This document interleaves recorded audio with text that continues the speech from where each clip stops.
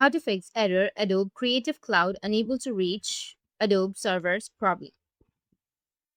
So if you want to fix your error, which is Adobe Creative Cloud unable to reach Adobe servers problem, then what you need to do is first, you need to go with your search and search for Windows Defender Firewall. Once you do that, you need to go with the left side and then click on Allow an app or feature. Then go with Change Settings, which will be on the right side. Click on Allow another app, which will be on the bottom right part of the window. From here, we are going to browse. Go with browse, which will be on the right side. And then you need to browse for Creative Cloud app. It is usually in the path, which is the PC, C drive. Go with your program files, and you will find the application. Once you find the Adobe folder on there, you need to go with Adobe Creative Cloud, ACC folder. Click on Open or click on Add, which will be on the bottom of your screen, which is right here. Once you do that, on the right side, you will have private and public. You need to make sure that you've checked both in private and public. And click on another app again.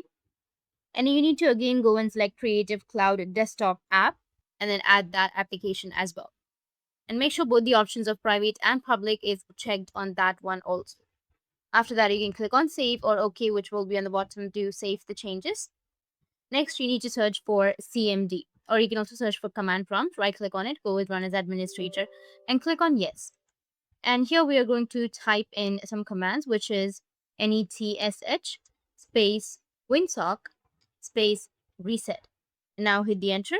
After that, another command will be ipconfig space / flush DNS. Hit the enter again. And if that does not work, we can just simply go back to our settings, search for settings.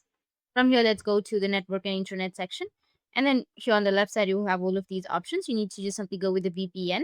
And you're going to make sure that you are disconnected to any VPN connection that you might have.